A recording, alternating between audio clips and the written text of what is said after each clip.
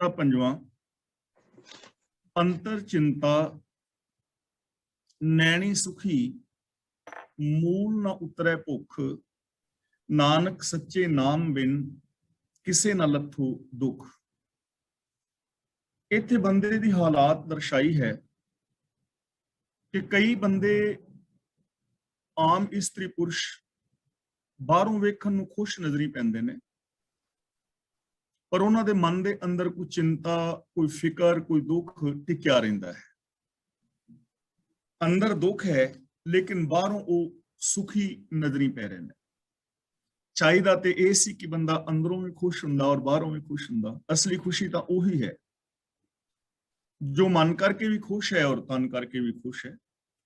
लेकिन कई बार बाहरों बंदा विखावा कर दिंदा है, खुशी का प्रगटावा करदा है। जिवें ਅਸੀਂ आम हाल चाल पुछीए की हाल है, तो ਅਸੀਂ कहना जी बिल्कुल ठीक, चढ़दी कला, आनंद बनया होया है कहंदे आ। लेकिन अंदर कोई चिंता परेशानी हुंदी है, थोड़ी देर बाद फिर ਅਸੀਂ अपनी वो चिंता ਜ਼ਾਹਰ ਕਰਦੇ ਵੀ ਆ। ਤਾਂ ਉਹਦਾ ਰੀਜ਼ਨ ਕੀ ਹੈ ਔਰ ਕਿਵੇਂ ਅਸੀਂ ਅੰਦਰੋਂ ਬਾਹਰੋਂ ਖੁਸ਼ ਹੋ ਸਕਦੇ ਹਾਂ, ਇਸ ਸ਼ਲੋਕ ਦੇ ਅੰਦਰ ਗੁਰੂ ਪਾਤਸ਼ਾਹ ਜੀ ਨੇ ਸਾਨੂੰ ਗਾਈਡ ਕੀਤਾ। ਅੰਤਰ ਚਿੰਤਾ ਨੈਣੀ ਸੁਖੀ, ਨੈਣੀ ਦਾ ਮਤਲਬ ਵੇਖਣ ਨੂੰ। ਜਿਸ ਮਨੁੱਖ ਦੇ ਮਨ ਵਿੱਚ ਚਿੰਤਾ ਹੈ,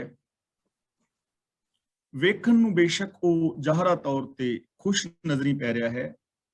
ਮੂਲ ਨਾ ਉਤਰੇ ਭੁੱਖ, मूल का मतलब मूलों, ओदी माया की भुख मूलों ही नहीं उतरती। हुण इत्थे नुकता है कि जिस दे अंदर माया की भुख है, वो बाहरों बेशक वेखण नूं खुश प्रतीत होएगा, लेकिन अंदर ओदे चिंता और कोई फिकर, कोई दुख, कोई भय जरूर टिकिया रहेगा। हुण इस चीज नूं थोड़ा जिहा असां समझना है। माया चीज समझने वाली है, खास करके वैसे तो क्लास विच स्पष्ट ही है कि माया का मतलब केवल कला पैसा नहीं है। माया का मतलब एक सोच है, जिस सोच के अंदर सैल्फिशनेस है, जो सोच सानू अंदरों बाहरों एक नहीं होने दिंदी, और जिहड़ी सोच बंदे नू बंदे नाल रब वर्गा प्यार सत्कार नहीं करन दिंदी, उहदे अंदर ऐसी सोच टिकी हुई है, उहदे अंदर तृष्णा टिकी हुई है। ਤੇ ਜਿਹਦੇ ਅੰਦਰ ਤ੍ਰਿਸ਼ਨਾ ਹੈ ਜਾਂ ਐਸੀ ਸੋਚ ਹੈ, ਉਹ ਬਾਹਰੋਂ ਵੇਖਣ ਨੂੰ ਬੇਸ਼ੱਕ ਖੁਸ਼ ਪ੍ਰਤੀਤ ਹੋਏਗਾ, ਲੇਕਿਨ ਉਹਦੇ ਅੰਦਰ ਚਿੰਤਾ ਟਿਕੀ ਹੀ ਰਹਿੰਦੀ ਹੈ। ਇਸ ਲਈ ਗੱਲ ਹੈ ਸੋਚ ਦੀ। ਜੇ ਸੋਚ ਦੇ ਅੰਦਰ ਨੈਗੇਟਿਵਿਟੀ ਹੈ, ਨਕਾਰਾਤਮਕਤਾ ਹੈ, ਤਾਂ ਬੰਦਾ ਹਰ ਵਕਤ ਕੋਈ ਨਾ ਕੋਈ ਸੋਚਦਾ ਰਹੇਗਾ ਔਰ ਦੁਖੀ ਔਰ ਅਸ਼ਾਂਤ ਰਹੇਗਾ। ਤੇ ਜੇ ਅੰਦਰ ਪੋਜ਼ਿਟਿਵ ਥਿੰਕਿੰਗ ਹੈ, ਸਕਾਰਾਤਮਕ ਸੋਚ ਹੈ, ਜੇ ਅੰਦਰ ਰੱਬੀ ਗੁਣ ਨੇ, ਫਿਰ ਬੰਦਾ ਬਾਹਰੀ ਤੌਰ ਤੇ ਵੀ ਸੁਖੀ ਔਰ ਸ਼ਾਂਤ ਰਹੇਗਾ। ਤਾਂ ਸਾਡੇ ਆਮ ਚਿੰਤਾ ਪਰੇਸ਼ਾਨੀ ਦਾ ਕਾਰਨ ਸਾਡੀ ਸੋਚ ਹੈ, ਜੋ ਕਿ ਸਾਡੇ ਅੰਦਰ ਨੈਗੇਟਿਵ ਥਿੰਕਿੰਗ ਹੈ, ਜਿਹਦੇ ਅੰਦਰ ਤ੍ਰਿਸ਼ਨਾ ਹੈ, ਵਿਕਾਰ ਨੇ, ਪਾਪ ਨੇ। ਉਹ ਬਾਹਰੀ ਤੌਰ ਤੇ ਵੇਖਣ ਨੂੰ ਬੇਸ਼ੱਕ ਖੁਸ਼ ਹੋਏ, ਲੇਕਿਨ ਉਸ ਦੇ ਅੰਦਰ ਦੀ ਖੁਸ਼ੀ ਉਹਨੂੰ ਨਸੀਬ ਨਹੀਂ ਹੁੰਦੀ। ਨਾਨਕ ਸੱਚੇ ਨਾਮ ਬਿਨ किसे ना लथो दुख। ये जिहड़ा दुख है सच्चे नाम तो बिना, नाम का मतलब रब्बी हुक्म, नाम का मतलब रब्बी गुण, रब्बी हुक्म दे अंदर तुरन तो बिना, गुणा दे धारनी होने तो बिना, ये जिहड़ा अंदरला दुख है ना, ये किसी का भी नहीं उतरदा।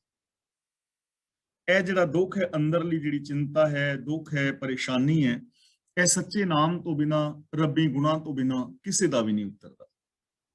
ਹੁਣ ਇਹਦਾ ਮਤਲਬ ਇਹ ਹੋਇਆ ਕਿ ਜੇ ਅਸੀਂ ਸੁਖੀ ਔਰ ਸ਼ਾਂਤ ਰਹਿਣਾ ਚਾਹੁੰਦੇ ਹਾਂ, ਤਾਂ ਸਾਡੀ ਸੋਚ ਦੇ ਅੰਦਰ ਰੱਬੀ ਗੁਣ ਚਾਹੀਦੇ ਨੇ। ਸਤ, ਸੰਤੋਖ, ਦਇਆ, ਧਰਮ, ਧੀਰਜ, ਗਿਆਨ, ਵਿਰਾਗ, ਨਿਮਾਨਤਾ, ਸੇਵਾ, ਸਿਮਰਨ, ਪ੍ਰੇਮ, ਕੁਰਬਾਨੀ ਆਦਿਕ ਸ਼ੁਭ ਜਜ਼ਬੇ ਸਾਡੀ ਸੋਚ ਵਿੱਚ ਚਾਹੀਦੇ ਨੇ, ਬੋਲਾਂ ਵਿੱਚ ਹੋਣ, ਬਿਹੇਵੀਅਰ ਦੇ ਅੰਦਰ ਹੋਣ। फिर साडा ये जिहड़ा दुख है लै सकता है। जदों तक अंदर सच्चाई नहीं है, जदों तक असी रब्बी गुणा दे धारनी नहीं हाँ, जदों तक बंदा रब्बी रजा दे विच नहीं रहिंदा, उदों तक ये दुख किसे दा भी नहीं उतरदा। चाहे बाहरी तौर ते उहदे कोल किन्नी भी प्रॉपर्टी आ जाए, जां बाहरी तौर ते वो किन्ना भी विकास कर लवे, अंतर उहदे चिंता, दुख और परेशानी टिकी रहेगी। और हकीकत है इस दुनिया के अंदर आम जो गरीब बंदा है वो तो दुखी है, समझ पैंदी है। पर इत्थे बहुत सारे अमीर लोग ने जिन्हां कोल धन दौलत की कोई कमी नहीं, एजुकेशन की कोई कमी नहीं, पर वो भी डिप्रैशन का शिकार हो गए ने, न्यूरोस्थीनिया का शिकार हो गए ने, मानसिक रोगों का शिकार हो गए ने। रीजन अंदर दी नैगेटिविटी, अंदर शुभ गुणों का ना होना। महला पंजवा, मुठड़े सेई साथ जिन्नी सच ना लद्या। इनू लद्या ओला जा नहीं बोलना, लद्या। मुठड़े का मतलब मुठे गए, लुटे गए। साथ का मतलब काफले, टोले। लद्या का मतलब जिन्हां ने विहाजिया नहीं है। उन्हां जीव वणजारियां दे टोलियां दे टोले लुटे गए जिन्हां ने अपनी जिंदगी अंदर सच नहीं लद्या, जिन्हां ने सच का संग्रहण नहीं किया। वो टोलियां दे टोले लुटे गए, उन्हां दे आत्मिक जीवन लुटे गए, उन्हां दियां खुशियां खत्म हो गई, उन्हां दा अंदर दा खेड़ा खत्म हो गया, उन्हां दे अंदरों इंसानियत जांदी रही, उन्हां दे अंदरों खुशियां खत्म हो गई। टोलियां दे टोले लुटे गए, खुशियां, खेड़े, प्रसन्नता किन्हां दे? जिन्हां ने सच नहीं लद्या, जिन्हां ने अपने अंदर सच नूं नहीं वसाया। हुण इह दुनिया दे अंदर कितने लोग ने जो झूठ, पाप, फरेब आदि लद के फिर रहे हैं अपने दिमाग विच, मन विच, बुद्ध दे अंदर। उन्हां दा आत्मिक जीवन लुटिया जाएगा, खुशियां लुटियां जाणगियां। ते जिन्हां ने अपने अंदर सच नूं, शुभ गुणां नूं संग्रहण कीता है, उन्हां दियां खुशियां, खेड़े, इंसानियत बिल्कुल कायम रहिंदी है, खुशियां कायम रहिंदियां ने। तां ओह जीव वणजारे लुटे जांदे ने जिन्हां ने सच दा सौदा नहीं विहाजिया, सच्ची जिंदगी नहीं जीवी। नानक से शाबाश जिन्नी गुरमिल एक पछाणिया। शाबाश का मतलब धन, धनता योग। गुरमिल का मतलब गुरु नूं मिल के। गुरु पातशाह कहंदे ने शाबाश उन्हां दे, धनता योग है उन्हां दा जीवन, मुबारक है उन्हां दी जिंदगी जिन्हां ने सतगुरु नूं मिल के एक दी पहचान कर ली है, एक नूं पछाण लिया है। एक नूं पछाणन दा मतलब जो सारियां दे अंदर एक नूं वेखदे ने, जिन्हां ने इस चीज नूं पहचान लिया है कि एक ही इस संसार दे अंदर पसरिया होया है।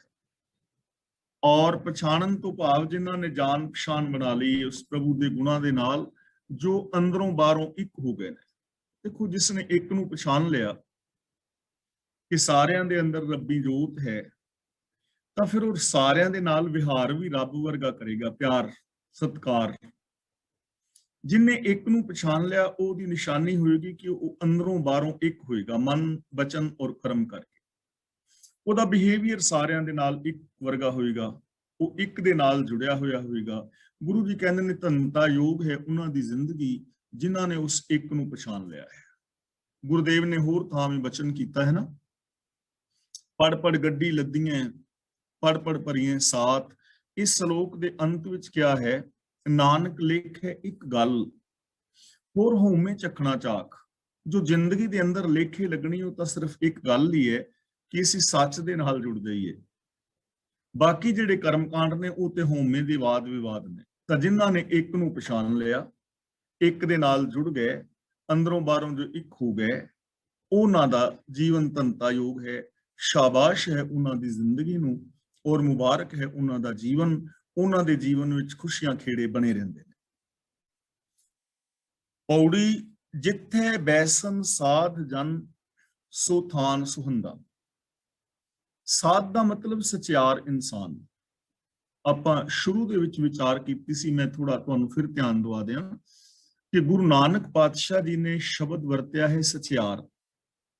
क्यों सचियारा हुई है कि सचियार किवें बनना है? साडी जिंदगी दा गोल है सचियार होना। साडी भावना सच्ची होए, साडे बोल सच्चे होण, साडी बिहेवियर सच्चा होए, सचियार। गुरु नानक देव जी सचियार शब्द वरत रहे ने। गुरु अंगद देव जी आशिक शब्द वरत रहे ने। गुरु अमरदास जी गुरमुख शब्द वरतते ने सचियार वास्ते ही।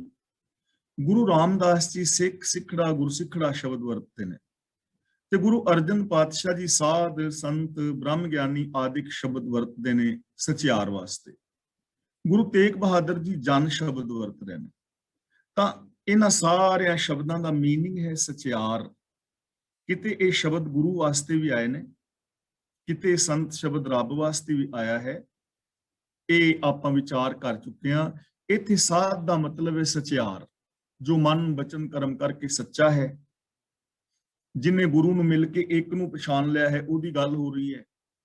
ਤਾਂ ਗੁਰੂ ਸਾਹਿਬ ਕਹਿੰਦੇ ਨੇ ਜਿੱਥੇ ਵੀ ਐਸੇ ਸਚਿਆਰ ਪੁਰਸ਼ ਬਹਿੰਦੇ ਨੇ, ਜਿਨ੍ਹਾਂ ਨੇ ਗੁਰੂ ਨੂੰ ਮਿਲ ਕੇ ਇੱਕ ਨੂੰ ਪਛਾਣ ਲਿਆ, ਜੋ ਮਨ ਬਚਨ ਕਰਮ ਕਰਕੇ ਸੱਚ ਦੇ ਨਾਲ ਜੁੜ ਗਏ ਨੇ, ਸੋ ਥਾਨ ਸੁਹੰਦਾ, ਉਹ ਥਾਂ ਸੋਹਣਾ ਬਣ ਜਾਂਦਾ ਹੈ।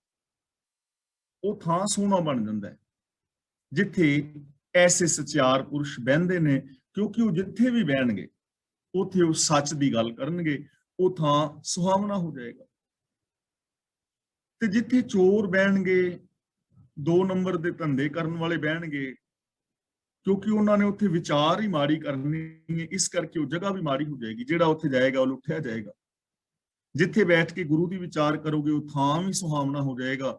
ਜੋ ਉਸ ਜਗ੍ਹਾ ਤੇ ਜਾ ਕੇ ਬੈਠੇਗਾ ਉਹਨਾਂ ਦੇ ਨਾਲ, ਉਹਦਾ ਵੀ ਜੀਵਨ ਸਫਲਾ ਹੋਏਗਾ। ਇਸ ਲਈ ਜਿੱਥੇ ਸਚਿਆਰ ਪੁਰਸ਼ ਬਹਿੰਦੇ ਨੇ, ਉਹ ਥਾਂ ਸੁਹਾਵਣਾ ਹੈ। ਉਹ ਚਾਹੇ ਝੌਂਪੜੀ ਹੈ, ਉਹ ਚਾਹੇ ਮਹਿਲ ਹੈ। ਕਿਉਂਕਿ ਸੁਹਾਵਣਾ ਥਾਂ ਕਿਉਂ ਹੈ? ਉਹ ਸੇਵਨ ਸਮ੍ਰਿਤ ਆਪਣਾ, ਇਹਨੂੰ ਸਮਰੱਥ ਨਹੀਂ ਪੜਨਾ, ਸਿਹਾਰੀ ਦੀ ਆਵਾਜ਼ ਵੀ ਆਏਗੀ ਸਮ੍ਰਿਤ। ਉਹ ਸੇਵਨ ਸਮ੍ਰਿਤ ਆਪਣਾ, ਬਿਨਸੈ ਸਭ ਮੰਦਾ। ਮੰਦਾ ਦਾ ਮਤਲਬ ਭੈੜ, ਬੁਰਾਈ। ਉਹ ਸੇਵਨ ਸਾਹਿਬ ਸਮ੍ਰਿਤ ਆਪਣਾ, ਉਹ ਸਰਬ ਸ਼ਕਤੀਮਾਨ ਪ੍ਰਭੂ ਨੂੰ ਯਾਦ ਕਰਦੇ ਨੇ, ਉਹਦੀ ਰਜ਼ਾ ਦੇ ਵਿੱਚ ਤੁਰਦੇ ਨੇ। ਸੇਵਨ ਦਾ ਮਤਲਬ ਰਜ਼ਾ ਵਿੱਚ ਤੁਰਨਾ। ਉਹ ਰੱਬੀ ਰਜ਼ਾ ਵਿੱਚ ਤੁਰਦੇ ਨੇ, ਉਹ ਰੱਬੀ ਗੁਣਾਂ ਦੇ ਧਾਰਨੀ ਹੁੰਦੇ ਨੇ। ਬਿਨਸੈ ਸਭ ਮੰਦਾ, ਉਹਨਾਂ ਦੇ ਅੰਦਰੋਂ ਸਾਰਾ ਭੈੜ ਮੁੱਕ ਜਾਂਦਾ ਹੈ, ਉਹਨਾਂ ਦੇ ਅੰਦਰੋਂ ਸਾਰੀ ਬੁਰਾਈ ਮੁੱਕ ਜਾਂਦੀ, ਉਹਨਾਂ ਦੇ ਅੰਦਰ ਫਿਰ ਕੋਈ ਬੁਰਾਈ ਨਹੀਂ ਰਹਿੰਦੀ। ਜਿਹੜਾ ਸਚਿਆਰ ਇਨਸਾਨ ਹੈ ਨਾ, ਜਿਸ ਦੇ ਅੰਦਰ ਸੱਚ ਹੈ, ਜੋ ਗੁਰੂ ਦੇ ਦੱਸੇ ਤੇ ਰਾਹ ਤੇ ਚੱਲਦਾ ਹੈ, ਉਹਦੇ ਅੰਦਰ ਫਿਰ ਕੋਈ ਬੁਰਾਈ ਨਹੀਂ ਰਹੇਗੀ। ਕਿਉਂਕਿ ਅੰਦਰ ਸੋਚ ਸੱਚੀ ਹੈ, ਸੋਚ ਪਰਉਪਕਾਰ ਵਾਲੀ ਹੈ, ਸੋਚ ਪਿਆਰ ਵਾਲੀ ਹੈ, ਤਾਂ ਉੱਥੇ ਕੋਈ ਬੁਰਾਈ ਰਹੇਗੀ ਨਹੀਂ। ਤੇ ਜਿਸ ਦੇ ਅੰਦਰ ਬੁਰਾਈ ਨਹੀਂ ਹੈ, ਨਾ ਉਹ ਬੁਰੇ ਬੋਲ ਬੋਲੇਗਾ, ਨਾ ਉਹ ਬੁਰੇ ਕਰਮ ਕਰੇਗਾ। ਤੇ ਜਿਸ ਦੇ ਅੰਦਰ ਬੁਰਾਈ ਨਹੀਂ, ਉਹਦੇ ਅੰਦਰ ਚੰਗਿਆਈ ਹੋਏਗੀ। ਤੇ ਜਿੱਥੇ ਚੰਗਿਆਈ ਹੋਏਗੀ, ਉੱਥੇ ਸੁੱਖ ਵੀ ਹੋਏਗਾ, ਉੱਥੇ ਸ਼ਾਂਤੀ ਵੀ ਹੋਏਗੀ, ਉੱਥੇ ਕੋਈ ਭੈ ਵੀ ਨਹੀਂ ਹੋਏਗਾ। ਪਤਿਤ ਉਦਾਹਰਣ ਪਾਰ ਬ੍ਰਹਮ, ਸੰਤ ਵੇਦ ਕਹੰਦਾ। ਪਤਿਤ ਉਦਾਹਰਣ, ਵਿਕਾਰਾਂ ਦੇ ਅੰਦਰ ਡਿੱਗਿਆਂ ਨੂੰ ਬਚਾਉਣ ਵਾਲਾ। ਪਤਿਤ ਦਾ ਮਤਲਬ ਹੁੰਦਾ ਹੈ ਜੋ ਪਾਪੀ ਨੇ, ਵਿਕਾਰੀ ਨੇ। ਪਤਿਤ ਉਦਾਹਰਣ ਦਾ ਮਤਲਬ ਵਿਕਾਰੀਆਂ ਨੂੰ ਬਚਾਉਣ ਵਾਲਾ। ਪਾਰ ਬ੍ਰਹਮ ਦਾ ਮਤਲਬ ਪ੍ਰਭੂ। ਜੋ ਪ੍ਰਭੂ ਹੈ, ਰੱਬ ਹੈ, ਉਹ ਵਿਕਾਰੀਆਂ ਨੂੰ ਵਿਕਾਰਾਂ ਤੋਂ ਬਚਾਉਣ ਵਾਲਾ ਹੈ। ਇੱਥੇ ਹੁਣ ਸਾਨੂੰ ਪੋਜ਼ਿਟਿਵ ਸੋਚ ਦਿੱਤੀ ਜਾ ਰਹੀ ਹੈ ਕਿ ਜੇ ਕਿਸੇ ਦੀ ਜ਼ਿੰਦਗੀ ਵਿੱਚ ਬੁਰਾਈਆਂ ਨੇ, ਜੇ ਕਿਸੇ ਦੇ ਜੀਵਨ ਵਿੱਚ ਨੈਗੇਟਿਵਿਟੀ ਹੈ, ਜੇ ਕੋਈ ਚਿੰਤਾ ਪਰੇਸ਼ਾਨੀਆਂ ਦੇ ਅੰਦਰ ਫਸ ਗਿਆ ਹੈ ਪਾਪਾਂ ਵਿਕਾਰਾਂ ਕਰਕੇ, ਤਾਂ ਉਹਦੇ ਵਾਸਤੇ ਪ੍ਰਕਾਸ਼ ਦੀ ਕਿਰਨ ਹੈ, ਉਮੀਦ ਹੈ ਕਿ ਪ੍ਰਭੂ ਜੋ ਹੈ ਪਤਿਤ ਉਦਾਹਰਣ ਵਾਲਾ ਹੈ। ਜੇ ਉਹ ਪ੍ਰਭੂ ਦੀ ਸ਼ਰਨ ਵਿੱਚ ਆ ਜਾਏ ਤਾਂ ਉਹ ਪਤਿਤ ਵੀ ਪਾਵਨ ਹੋ ਸਕਦਾ ਹੈ। ਉਹ ਗਿਰਿਆ ਹੋਇਆ ਵਿਕਾਰਾਂ ਦੇ ਵਿੱਚ ਬੰਦਾ ਵੀ ਵਿਕਾਰਾਂ ਤੋਂ ਬਾਹਰ ਆ ਸਕਦਾ ਹੈ। ਨੈਗੇਟਿਵ ਥਿੰਕਿੰਗ ਵਾਲੇ ਦੇ ਅੰਦਰ ਵੀ ਪੋਜ਼ਿਟਿਵਿਟੀ ਪੈਦਾ ਹੋ ਸਕਦੀ ਹੈ। ਢਹਿੰਦੀ ਕਲਾ ਵਾਲਾ ਇਨਸਾਨ ਵੀ ਚੜ੍ਹਦੀ ਕਲਾ ਵਿੱਚ ਜਾ ਸਕਦਾ ਹੈ। ਦੁਖੀ ਇਨਸਾਨ ਵੀ ਸੁਖੀ ਔਰ ਸ਼ਾਂਤ ਹੋ ਸਕਦਾ ਹੈ। ਚਿੰਤਾਵਾਂ ਦੇ ਅੰਦਰ ਫਸਿਆ ਹੋਇਆ ਇਨਸਾਨ ਵੀ ਚੜ੍ਹਦੀ ਕਲਾ ਔਰ ਖੁਸ਼ੀਆਂ ਹਾਸਲ ਕਰ ਸਕਦਾ ਹੈ, ਕਿਉਂਕਿ ਰੱਬ ਹੈ ਹੀ ਐਸਾ। ਤਾਂ ਜ਼ਰੂਰਤ ਹੈ ਰੱਬੀ ਸ਼ਰਨ ਵਿੱਚ ਆਉਣ ਦੀ। ਰੱਬੀ ਗੁਣਾਂ ਕਹੰਦਾ, ਸੰਤ ਦਾ ਮਤਲਬ ਸਚਿਆਰ, ਵੇਦ ਦਾ ਮਤਲਬ ਧਰਮ ਪੁਸਤਕਾਂ। ਜਿੰਨੇ ਵੀ ਵੇਦ ਸ਼ਾਸਤਰ ਧਰਮ ਪੁਸਤਕਾਂ ਨੇ, ਉਹ ਵੀ, ਔਰ ਜਿਹੜੇ ਸਚਿਆਰ ਪੁਰਸ਼ ਨੇ ਪ੍ਰਭੂ ਦੇ ਪਿਆਰੇ, ਉਹ ਵੀ ਸਾਰੇ ਇੱਕ ਜ਼ਬਾਨ ਦੇ ਨਾਲ ਇਹ ਗੱਲ ਕਹਿ ਰਹੇ ਨੇ ਕਿ ਪ੍ਰਭੂ ਜਿਹੜਾ ਹੈ ਪਤਿਤਾਂ ਦਾ ਉद्धार ਕਰਨ ਵਾਲਾ ਹੈ। ਜਿਵੇਂ ਆਪਾਂ 2-3 ਮਿਸਾਲਾਂ ਆਮ ਮੈਂ ਵਰਤਦਾ ਹੁੰਦਾ, ਸੱਜਣ ਸ਼ੇਖ ਹੈ ਤਾਂ ਕਿੰਨਾ ਵਿਕਾਰੀ ਬੰਦਾ ਸੀ ਨਾ, ਲੇਕਿਨ ਗੁਰੂ ਦੇ ਚਰਨਾਂ ਦੀ ਸ਼ਰਨ ਵਿੱਚ ਆ ਕੇ ਬਖਸ਼ਿਆ ਗਿਆ। ਉਹਦਾ ਜਿਹੜਾ ਕਤਲਗਾਹ ਸੀ ਉਹ ਗੁਰਦੁਆਰੇ ਵਿੱਚ ਬਦਲ ਗਿਆ। ਜਿਹੜਾ ਕਾਤਲ ਸੱਜਣ ਸੀ ਉਹ ਗੁਰੂ ਦਾ ਭਾਈ ਸੱਜਣ ਬਣ ਗਿਆ। ਜ਼ਿੰਦਗੀ ਬਦਲ ਗਈ ਨਾ, ਕੋਡੇ ਦੀ ਬਦਲ ਗਈ, ਭੂਮੀਏ ਦੀ ਬਦਲ ਗਈ। ਅੱਜ ਦੀ ਇਸ ਦੁਨੀਆ ਵਿੱਚ ਵੀ ਵੇਖਦੇ ਹਾਂ ਬਹੁਤ ਸਾਰੇ ਲੋਕ ਨੇ ਜਿਹੜੇ ਵਿਕਾਰੀ ਜ਼ਿੰਦਗੀ ਜੀ ਰਹੇ ਸਨ, ਲੇਕਿਨ ਅੱਜ ਉਹਨਾਂ ਨੇ ਛੱਡ ਦਿੱਤਾ ਹੈ ਸਾਰਾ ਕੁਝ, ਗੁਰਬਾਣੀ ਨਾਲ ਜੁੜ ਗਏ ਔਰ ਗੁਰਮਤਿ ਆਸ਼ੇ ਅਨੁਸਾਰ ਜ਼ਿੰਦਗੀ ਜੀਣੀ ਸ਼ੁਰੂ ਕਰ ਦਿੱਤੀ। ਉਹ ਨੇਕ ਬਣ ਗਏ। ਤੇ ਕਈ ਸਾਰੇ ਐਸੇ ਬੰਦੇ ਵੇਖਣ ਨੂੰ ਮਿਲਦੇ ਨੇ ਜਿਹੜੇ ਬੜੇ ਚੰਗੇ ਸੀ, ਚੰਗੇ ਪਰਿਵਾਰ ਵਿੱਚ ਸੀ, ਲੇਕਿਨ ਕੋਈ ਸੰਗਤ ਮਾੜੀ ਮਿਲ ਗਈ ਤੇ ਉਹ ਡਰੱਗੀ ਹੋ ਗਏ, ਨਸ਼ਈ ਹੋ ਗਏ, ਵਿਕਾਰੀ ਹੋ ਗਏ।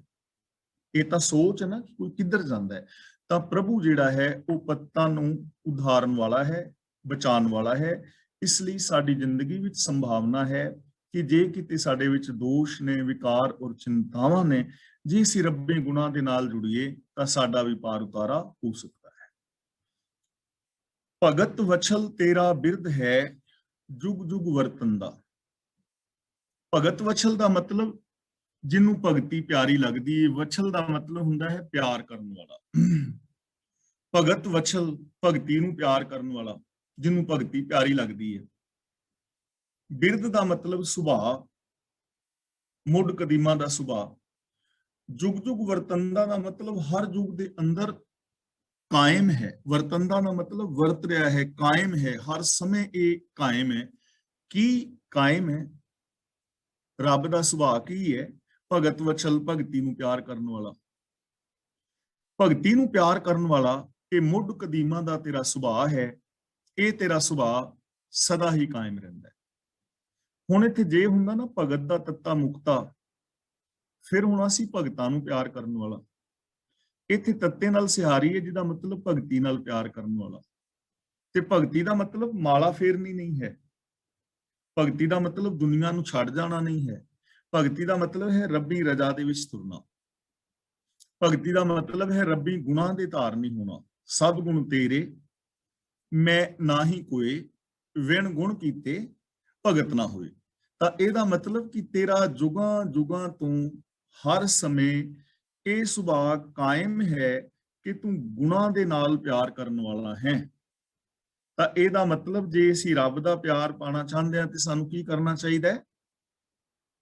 ਗੁਣਾਂ ਦੇ ਧਾਰਨੀ ਹੋਣਾ ਚਾਹੀਦਾ। ਗੁਣਾਂ ਦਾ ਪਿਆਰ ਪਾ ਲੈਣਾ ਹੀ ਰੱਬ ਦਾ ਪਿਆਰ ਪਾ ਲੈਣਾ ਹੈ। ਜਿਹਦੀ ਗੁਣਾਂ ਦੇ ਨਾਲ ਪ੍ਰੀਤ ਬਣ ਗਈ ਉਹਦੀ ਰੱਬ ਨਾਲ ਪ੍ਰੀਤ ਬਣ ਗਈ, ਤੇ ਜਿਹਦੀ ਰੱਬ ਨਾਲ ਪ੍ਰੀਤ ਬਣ ਗਈ ਉਹਦੀ ਗੁਣਾਂ ਨਾਲ ਪ੍ਰੀਤ ਬਣ ਗਈ। ਦੋਵੇਂ ਚੀਜ਼ਾਂ ਇੰਟਰ ਰਿਲੇਟਿਡ ਨੇ। ਤਾਂ ਜੇ ਅਸੀਂ ਵੀ ਪ੍ਰਭੂ ਦਾ ਪਿਆਰ ਪਾਣਾ ਚਾਹੁੰਦੇ ਹਾਂ ਤਾਂ ਸਾਨੂੰ ਵੀ ਗੁਣਾਂ ਦੇ ਧਾਰਨੀ ਹੋਣਾ ਚਾਹੀਦਾ ਹੈ। ਭਗਤੀ ਨੂੰ ਪਿਆਰ ਕਰਨਾ ਇਹ ਤੇਰਾ ਮੁੱਢ ਕਦੀਮਾ ਦਾ ਸੁਭਾਅ ਹੈ ਤੇ ਤੇਰਾ ਇਹ ਸੁਭਾਅ ਸਦਾ ਕਾਇਮ ਰਹਿਣ ਵਾਲਾ ਹੈ। ਨਾਨਕ ਜਾਚੈ ਏਕ ਨਾਮ, ਮਨ ਤਨ ਪਾਵੰਦਾ। ਜਾਚੈ ਦਾ ਮਤਲਬ ਮੰਗਦਾ ਹੈ।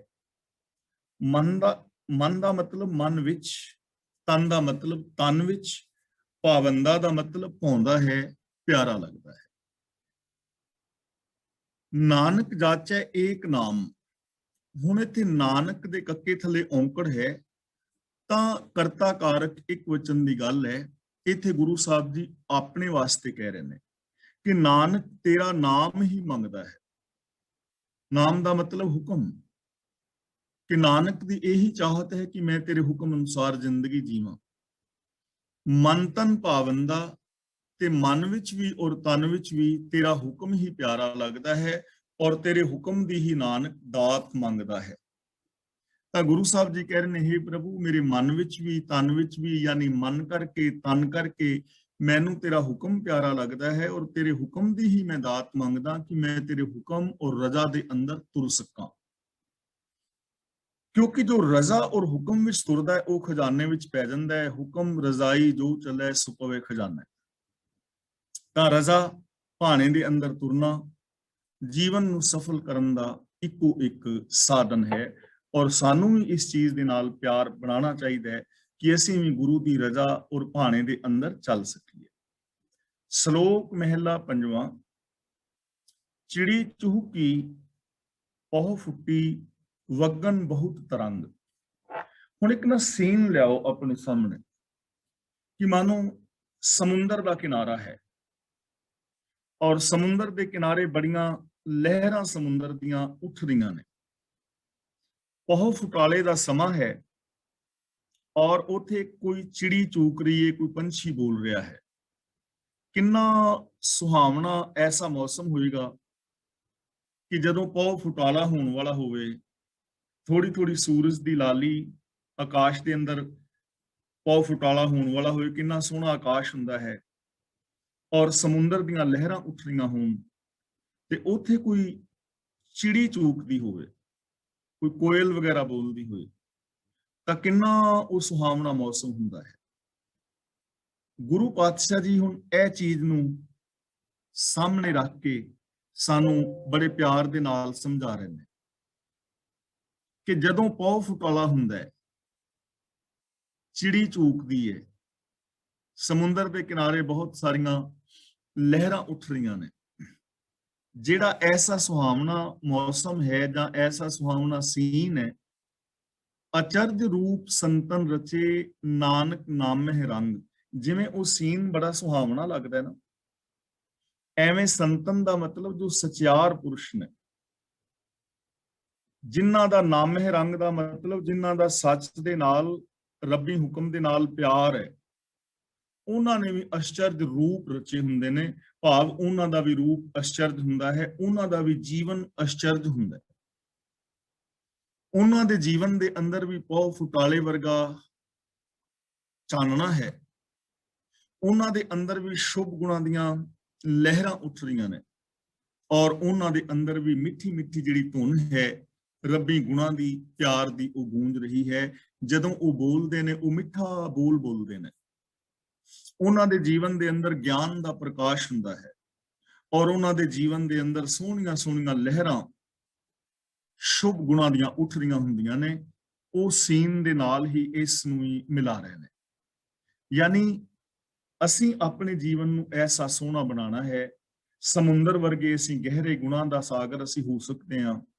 ਸਾਡੇ ਅੰਦਰ ਵੀ ਸ਼ੁਭ ਗੁਣਾਂ ਦੀਆਂ ਲਹਿਰਾਂ ਉੱਠਣ, ਸਾਡੇ ਅੰਦਰ ਵੀ ਪੌ ਪੁਠਾਲੇ ਵਰਗੀ ਲਾਲੀ ਹੋਵੇ, ਚਾਨਣਾ ਹੋਵੇ, ਗਿਆਨ ਹੋਵੇ ਔਰ ਸਾਡੇ ਅੰਦਰ ਵੀ ਉਸ ਚਿੜੀ ਦੀ ਚੁਹਕ ਵਰਗੀ ਮਿਠਾਸ ਸਾਡੇ ਬੋਲਾਂ ਦੇ ਅੰਦਰ ਆਵੇ, ਤਾਂ ਕਿੰਨਾ ਸੋਹਣਾ ਇਹ ਰੂਪ ਹੋਏਗਾ। ਤਾਂ ਜੋ ਰੱਬ ਦੇ ਪਿਆਰੇ ਨੇ, ਉਹ ਐਸਾ ਅਸ਼ਚਰਜ ਰੂਪ ਬਣਾ ਕੇ ਰੱਖਦੇ ਨੇ ਆਪਣਾ। ਹੁਣ ਸਾਡੇ ਕੋਲ ਇੱਕ ਏਮ, ਸਾਡੇ ਕੋਲ ਇੱਕ ਗੋਲ ਆ ਗਿਆ ਕਿ ਅਸੀਂ ਵੀ ਆਪਣੇ ਅੰਦਰ ਉਸ ਗੁਣਾਂ ਦੇ ਸਾਗਰ ਨੂੰ ਮਹਿਸੂਸ ਕਰੀਏ। ਗੁਣਾਂ ਦਾ ਸਾਗਰ ਹਰ ਇਨਸਾਨ ਦੇ ਅੰਦਰ ਹੈ, ਇਹ ਆਪਾਂ ਰੋਜ਼ ਵਿਚਾਰ ਕਰਦੇ ਹਾਂ। ਅਸੀਂ ਇਸ ਗੱਲ ਇਨਕਾਰੀ ਨਹੀਂ ਹੋ ਸਕਦੇ ਕਿ ਸਾਡੇ ਅੰਦਰ ਗੁਣ ਨਹੀਂ ਹਨ। ਗੁਣ ਹਰ ਇਨਸਾਨ ਦੇ ਅੰਦਰ ਨੇ। ਇਹ ਗੱਲ ਵੱਖਰੀ ਹੈ ਕਿ ਉਹਨਾਂ ਗੁਣਾਂ ਨੂੰ ਉਹ ਯੂਜ਼ ਨਹੀਂ ਕਰਦਾ। ਪਿਆਰ ਦੀਆਂ ਕਾਂਗਾਂ ਸਾਡੇ ਅੰਦਰ ਵੀ ਉੱਠ ਸਕਦੀਆਂ ਨੇ, ਪਰ ਅਸੀਂ ਪਿਆਰ ਨੂੰ ਯੂਜ਼ ਨਹੀਂ ਕਰਦੇ, ਅਸੀਂ ਈਰਖਾ ਯੂਜ਼ ਕਰਦੇ ਹਾਂ। ਸਾਡੇ ਅੰਦਰ ਨਿਮਰਤਾ ਤਾਂ ਹੈ, ਅਸੀਂ ਨਿਮਰਤਾ ਨਾਲ ਬੋਲ ਸਕਦੇ ਹਾਂ, ਪਰ ਸਾਡੇ ਅੰਦਰ ਤਾਂ ਹੰਕਾਰ ਨੂੰ ਅਸੀਂ ਯੂਜ਼ ਕਰਦੇ ਹਾਂ, ਅਸੀਂ ਨਿਮਰਤਾ ਨੂੰ ਯੂਜ਼ ਨਹੀਂ ਕਰਦੇ। ਸਾਡੇ ਅੰਦਰ ਮਿਠਾਸ ਤਾਂ ਹੈ, ਆਪਣੀ ਬੋਲੀ ਨੂੰ ਜਿੰਨਾ ਮਰਜ਼ੀ ਮਿੱਠਾ ਬਣਾ ਲਓ, ਪਰ ਅਸੀਂ ਤਾਂ ਕੁਹਾੜਾ ਮਾਰਦੇ ਹਾਂ ਸਿੱਧਾ। ਸਾਡੇ ਅੰਦਰ ਮਿਠਾਸ ਨਹੀਂ ਹੈ, ਮਿਠਾ ਯਾਨੀ ਹੈ, ਪਰ ਅਸੀਂ ਉਸ ਮਿਠਾਸ ਨੂੰ ਯੂਜ਼ ਨਹੀਂ ਕਰਦੇ। ਤਾਂ ਸਾਨੂੰ ਦੇਖੋ ਕਿੰਨਾ ਸੋਹਣਾ ਇੱਕ ਗੋਲ ਮਿਲ ਰਿਹਾ ਹੈ ਕਿ ਤੁਸੀਂ ਆਪਣੇ ਅੰਦਰ ਗੁਣਾਂ ਦੀਆਂ ਲਹਿਰਾਂ ਉਠਾਓ। ਤੁਹਾਡੇ ਅੰਦਰ ਗੁਣਾਂ ਦਾ ਸਾਗਰ ਭਰਿਆ ਗਿਆ। ਗੁਣ ਨਿਧਾਨ ਭਗਤਨ ਕੋ ਵਰਤਨ ਹਰ ਇੱਕ ਦੇ ਅੰਦਰ ਵਸ ਰਿਹਾ ਹੈ।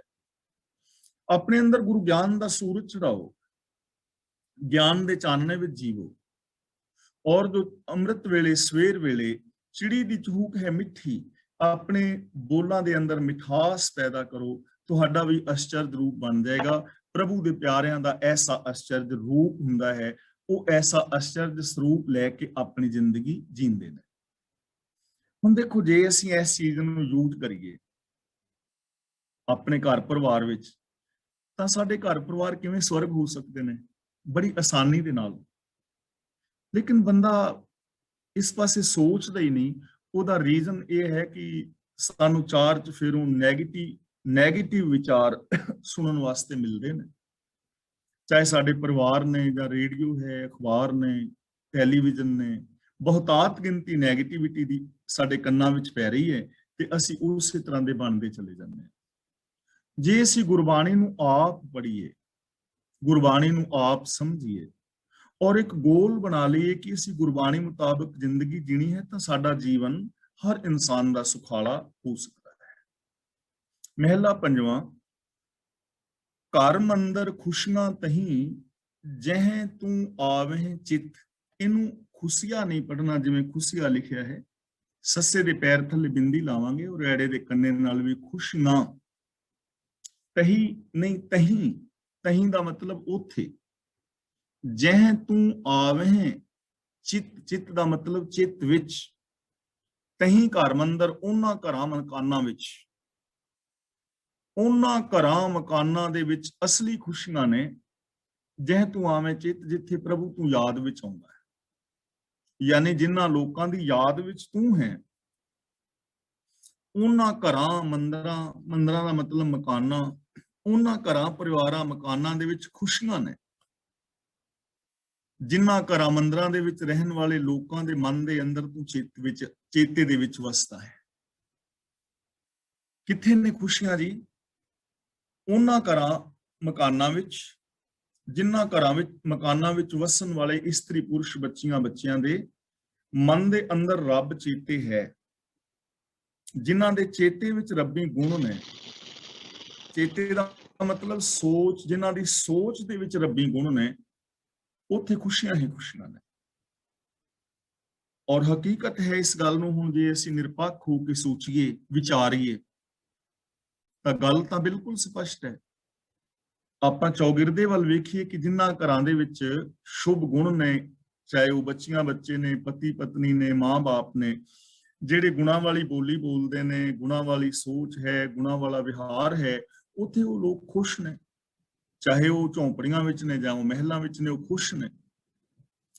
ਪਰ ਜਿਨ੍ਹਾਂ ਘਰਾਂ ਪਰਿਵਾਰਾਂ ਵਿੱਚ ਬੋਲ ਬਾਣੀ ਠੀਕ ਨਹੀਂ, ਸਾਰੇ ਜੀ ਇੱਕ ਦੂਜੇ ਦੇ ਵਿਸ਼ਵਾਸ ਦੇ ਪਾਤਰ ਨਹੀਂ, ਜਿੱਥੇ ਕ੍ਰੋਧ ਔਰ ਝੂਠ ਆਦਿਕ ਹੈ, ਉੱਥੇ ਖੁਸ਼ੀਆਂ ਨਹੀਂ, ਉੱਥੇ ਕਲਕਲ ਹੈ, ਉੱਥੇ ਕਲੇਸ਼ ਹੈ। ਤਾਂ ਇੱਥੋਂ ਸਾਨੂੰ ਜ਼ਿੰਦਗੀ ਜੀਣ ਵਾਸਤੇ ਚੀਜ਼ ਮਿਲ ਰਹੀ ਹੈ ਕਿ ਜੇ ਅਸੀਂ ਚਾਹੁੰਦੇ ਹਾਂ ਕਿ ਸਾਡੇ ਘਰ ਪਰਿਵਾਰ ਵਿੱਚ ਵੀ ਖੁਸ਼ੀਆਂ ਆਉਣ, ਤਾਂ ਫਿਰ ਸਾਨੂੰ ਆਪਣੇ ਚੇਤੇ ਵਿੱਚ ਰੱਬ ਨੂੰ ਵਸਾਉਣਾ ਪਏਗਾ।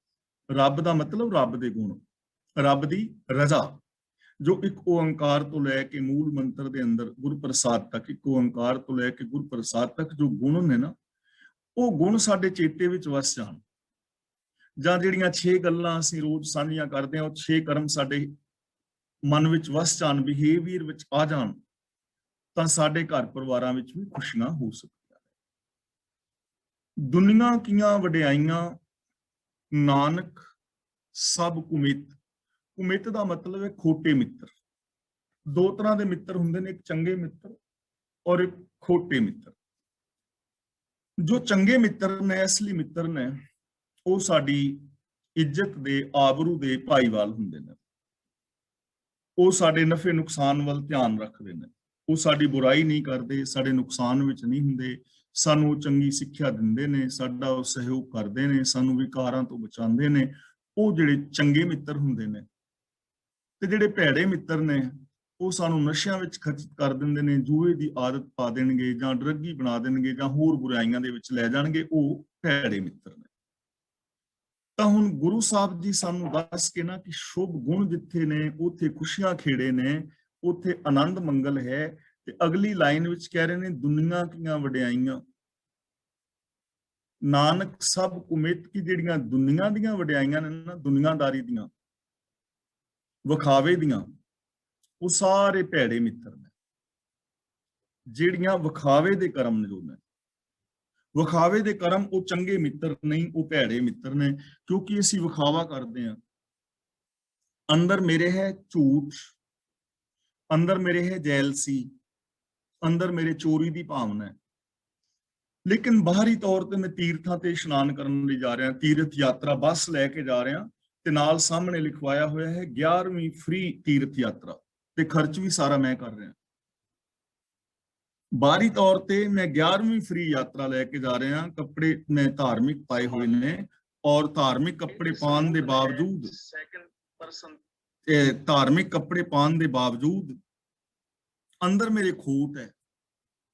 ਤਾਂ ਇਹ ਜਿਹੜਾ ਬਾਹਰ ਦਾ ਹੈ ਨਾ ਵਡਿਆਈ, ਉਹ ਕੁਮਿੱਤਰ ਹੈ, ਉਹ ਭੈੜਾ ਮਿੱਤਰ ਹੈ, ਉਹ ਮੈਨੂੰ ਸ਼ਾਂਤੀ ਨਹੀਂ ਦੇਵੇਗਾ। ਬਾਹਰੋਂ ਮੈਂ ਵਰਤ ਰੱਖ ਰਿਹਾ, ਤੀਰਥਾਂ ਤੇ ਜਾ ਰਿਹਾ, ਸਰਾਧ ਕਰ ਰਿਹਾ, ਜਾਂ ਹੋਰ ਐਸੇ ਜਪ ਤਪ ਸੰਜਮ ਸਾਧ ਰਿਹਾ, ਤਾਂ ਉਹ ਸਾਰੇ ਕੁਮਿੱਤਰ ਹੋਣਗੇ ਜੋ ਸਿਰਫ ਲੋਕਾਚਾਰੀ ਵਾਸਤੇ ਕੀਤੇ ਜਾਂਦੇ।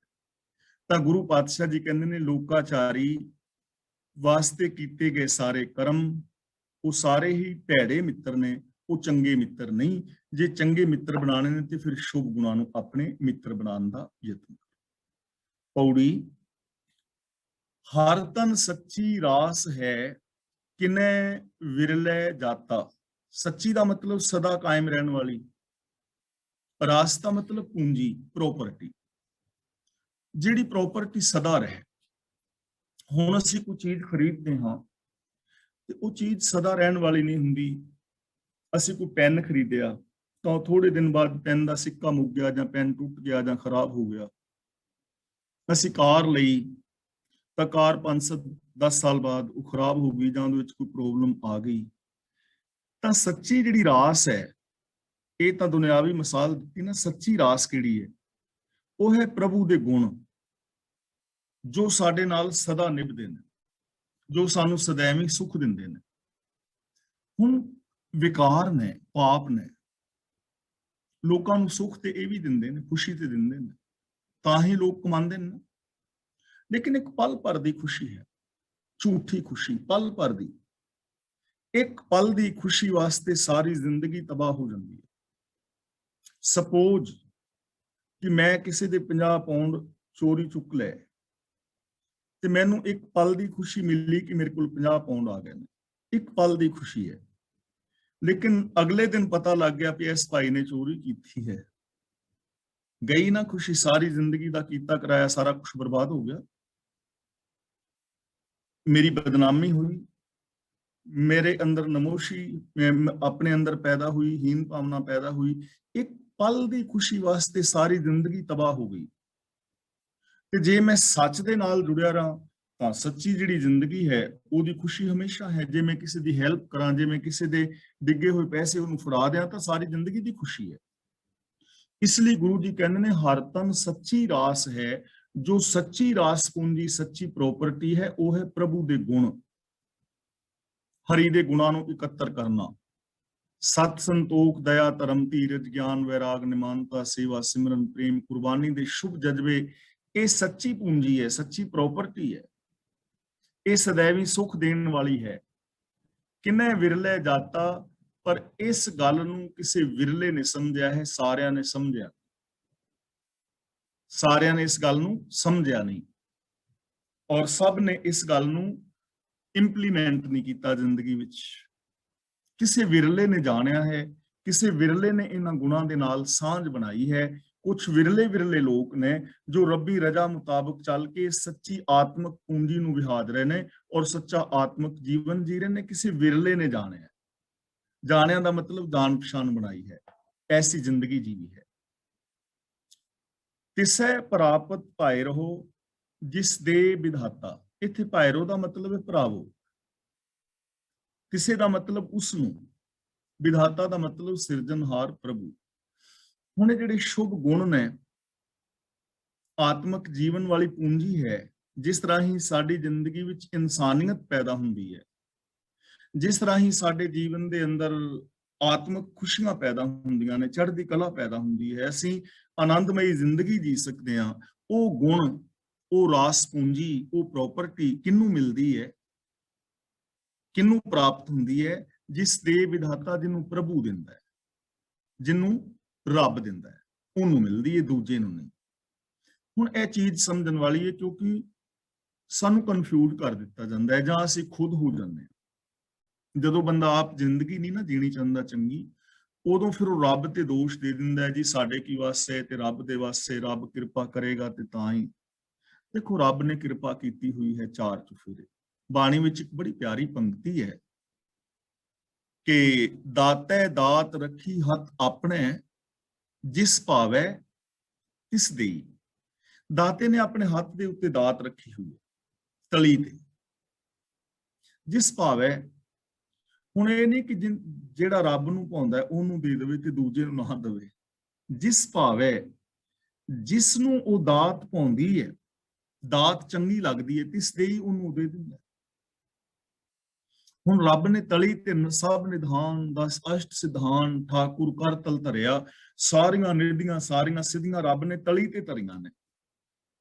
ਉਹ ਤਲੀ ਤੇ ਧਰ ਕੇ ਬੈਠਾ ਹੈ ਹਰ ਟਾਈਮ। ਤੇ ਕਿੱਥੇ ਬੈਠਾ ਹੈ? ਸਵਰਗ ਵਿੱਚ ਨਹੀਂ, ਜੰਨਤ ਵਿੱਚ ਨਹੀਂ, ਕਿਤੇ ਵੱਖਰੇ ਸੱਚਖੰਡ ਵਿੱਚ ਨਹੀਂ, ਤੁਹਾਡੇ ਅੰਦਰ ਬੈਠਾ ਹੈ, ਮੇਰੇ ਅੰਦਰ ਬੈਠਾ ਹੈ। ਘਟ ਘਟ ਮੈਂ ਹਰਜੂ ਵਸੈ। ਤੇ ਤਲੀ ਤੇ ਕਿਵੇਂ ਧਰੀਆਂ ਨੇ? ਤੁਹਾਡੇ ਅੰਦਰ ਸ਼ੁਭ ਗੁਣ ਮੌਜੂਦ ਨੇ। ਜਿਹੜਾ ਗੁਣ ਪਾਉਂਦਾ ਚੁੱਕ ਲਓ। ਸੱਚ ਜੇ ਚੰਗਾ ਲੱਗਦਾ, ਸੱਚ ਬੋਲਣਾ ਸ਼ੁਰੂ ਕਰ ਦਿਓ, ਦਇਆ ਕਰਨੀ ਸ਼ੁਰੂ ਕਰ ਦਿਓ। ਤੁਹਾਡੇ ਅੰਦਰ ਭੰਡਾਰ ਭਰੇ ਪਏ ਨੇ। ਜਿਹੜੀ ਚੀਜ਼ ਪਾਏਗੀ ਉਹ ਹੀ ਦੇਗਾ ਨਾ ਰੱਬ। ਮੈਨੂੰ ਇਹ ਚੀਜ਼ ਚਾਹੁੰਦੀ, ਉਹ ਦੇ ਦਿੰਦਾ, ਲੈ ਲਓ। ਤੁਹਾਡੇ ਅੰਦਰ ਭੰਡਾਰ ਭਰੇ ਪਏ। ਤੁਹਾਡਾ ਜੀ ਕਰਦਾ ਸੱਚ ਬੋਲੋ, ਤੁਹਾਡਾ ਜੀ ਕਰਦਾ ਦਇਆ ਕਰੋ, ਨਿਰਭੈਤਾ ਦਾ ਗੁਣ ਵਰਤੋ, ਇਹ ਸਾਰੇ ਅੰਦਰ ਨੇ। ਤੇ ਜੇ ਤੁਸੀਂ ਭਾਈ ਝੂਠ ਮੰਗੋਗੇ, ਮੈਂ ਝੂਠ ਬੋਲਣਾ, ਤੇ ਉਹ ਕਹਿੰਦਾ ਝੂਠ ਬੋਲੀ ਜਾ, ਤੇਰੀ ਮਰਜ਼ੀ। ਤੁਸੀਂ ਕਹਿੰਦੇ ਹੋ ਮੈਂ ਜੈਲਸੀ ਕਰਨੀ ਹੈ, ਅਸੀਂ ਚੁੱਕਦੇ ਹੀ ਜੈਲਸੀਆਂ ਚੁੱਕ ਲੈਂਦੇ ਆ, ਅਸੀਂ ਝੂਠ ਚੁੱਕ ਲੈਂਦੇ ਆ, ਈਗੋ ਚੁੱਕ ਲੈਂਦੇ ਆ, ਫਰੇਬ ਚੁੱਕ ਲੈਂਦੇ ਆ, ਵਿਖਾਵੇ ਦੀ ਜ਼ਿੰਦਗੀ ਚੁੱਕ ਲੈਂਦੇ ਆ, ਤੇ ਉਹੀ ਕੁਝ ਸਾਨੂੰ ਮਿਲ ਜਾਂਦਾ। ਇਸੇ ਨੂੰ ਕਹਿੰਦੇ ਨੇ ਜੋ ਮੰਗੇ ਠਾਕੁਰ ਆਪਣੇ ਤੇ ਸੋਈ ਸੋਈ ਦੇਵੇ। ਅੰਦਰ ਬੈਠਾ ਜੋ ਮੰਗਦੇ ਉਹ ਦੇ ਹੀ ਜਾ ਰਿਹਾ। ਤੁਹਾਡਾ ਜੀ ਕਰਦਾ ਸ਼ਰਾਬ ਪੀਣ ਤੋਂ, ਕਹਿੰਦਾ ਚਲਾ ਜਾਓ, ਨੇੜੇ ਠੇਕਾ ਲੱਭ ਲੈਂਦਾ ਬੰਦਾ ਠੇਕਾ। ਤੁਹਾਡਾ ਜੀ ਕਰਦਾ ਅੰਮ੍ਰਿਤ ਛਕਣ ਤੋਂ, ਕਹਿੰਦਾ ਅੰਮ੍ਰਿਤ ਛਕ ਲੈ। ਗੱਲ ਤੇ ਨਾ ਤੁਹਾਨੂੰ ਕੀ ਚਾਹੀਦਾ, ਤੁਸੀਂ ਕੀ ਚਾਹੁੰਦੇ ਹੋ, ਸਾਡੇ ਤੇ ਡਿਪੈਂਡ ਕਰੇਗਾ। ਇਸ ਲਈ ਗੁਰੂ ਜੀ ਕਹਿੰਦੇ ਨੇ ਜਿਹਨੂੰ ਪ੍ਰਭੂ ਦੇਵੇਗਾ ਉਹਨੂੰ ਇਹ ਚੀਜ਼ਾਂ ਮਿਲਣਗੀਆਂ। ਤੇ ਪ੍ਰਭੂ ਕਿਸ ਨੂੰ ਦੇਗਾ? ਜੋ ਪ੍ਰਭੂ ਦੀ ਸ਼ਰਨ ਵਿੱਚ ਜਾਏਗਾ, ਰੱਬ ਦੀ ਰਜ਼ਾ ਵਿੱਚ ਤੁਰੇਗਾ।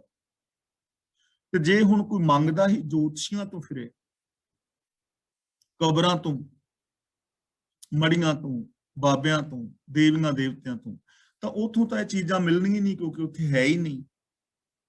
ਜਿਸ ਜਗ੍ਹਾ ਤੇ ਜਿਹੜੀ ਸ਼ੈ ਹੈ ਉੱਥੋਂ ਹੀ ਮਿਲੇਗੀ ਨਾ।